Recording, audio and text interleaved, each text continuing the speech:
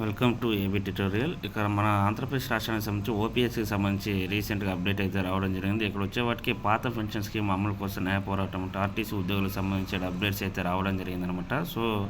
సుమారు రాష్ట్ర వ్యాప్తంగా ఉన్నటువంటి 50,000 మంది పీటీడీ ఉద్యోగులు ఎవరైతే ఉన్నారో వారు ఏ పెన్షన్ పరిధిలోకి వస్తారో తెలియని పరిస్థితి నెలకొందంటూ ఓపీఎస్ సాధన దిశగా దీనికి సంబంధించి రావడం జరిగిందనమాట. 2004 కంటే ముందు నుంచి పనిచేస్తున్న సుమారు 20,000 మంది ఉద్యోగులు అయితే ఉన్నారు. వీరు పాత పెన్షన్ నిబంధనల ప్రకారం వీరికి ఓపీఎస్ ఖచ్చితంగా అమలు చేయాలంటే, అదేవిధంగా 2020 జనవరి 1 నుంచి ఆర్టీసీలో ప్రభుత్వం అయితే రీసెంట్గా విలీనం చేయడం జరిగిందనమాట.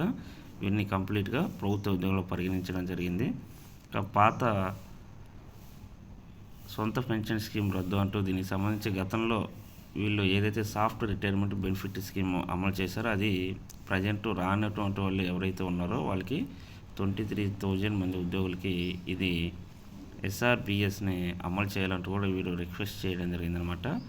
ఇక అదేవిధంగా 2022 రాష్ట్ర వ్యాప్తంగా ఇప్పుడు వరకైతే ఆర్టీసీలో పనిచేస్తున్న 500 మందికి పైగా అయితే రిటైర్డ్ అయినట్టు కూడా ఇక్కడ రావడం జరిగిందనమాట. దీనికి సంబంధించి ఈ యొక్క ఓపీఎస్ స్కీమ్ కానివ్వండి, ఈపీఎఫ్ పెన్షన్ స్కీము దీనికి సంబంధించి మనకి అప్డేట్స్ అయితే రావడం జరిగిందనమాట. ఇక 2022 జూలై 15 నుంచి 2022 ఆగస్టు వరకు అలవెన్స్లు కానీ సీఎంఎఫ్ ద్వారా కానీ ఆర్టీసీ ద్వారా కానీ వీళ్ళు అందించాలంటూ కూడా కోవడం జరిగిందనమాట. రిటైర్డ్ అయితే ఈపీఎఫ్ఐ వచ్చే పెన్షన్ 2,000 నుంచి 3,000 తప్పితే ఇంకేమీ వచ్చేది కాదంటూ కనీసం దీన్ని 5,000 నుంచి 7,000 వరకు పెంచేందుకు వీలుగా ఈ యొక్క ఎస్ఆర్బి అనే సొంత పెన్షన్ స్కీమ్ ఏర్పాటు చేసుకున్నారంటూ దీనికి సంబంధించి కూడా మనకి డేటా అయితే రావడం జరిగింది. ఏదైతే ఏమైంది మనకి ఏపీఎస్ఆర్టీసీ సంబంధించి ఓపీఎస్కి సంబంధించి క్లారిటీ ఇవ్వాలంటూ రాష్ట్ర ప్రభుత్వాన్ని రిక్వెస్ట్ చేయడం జరిగింది. అదేవిధంగా ఆర్టీసీ ఉద్యోగుల రెగ్యులర్ సంబంధించి కరోనా టైంలో జరిగినటువంటి ఈ యొక్క ఎవరైతే చనిపోయారో వారి యొక్క కుటుంబంలో కారుణ్య నియామకాలకు సంబంధించి మనం అయితే గతంలో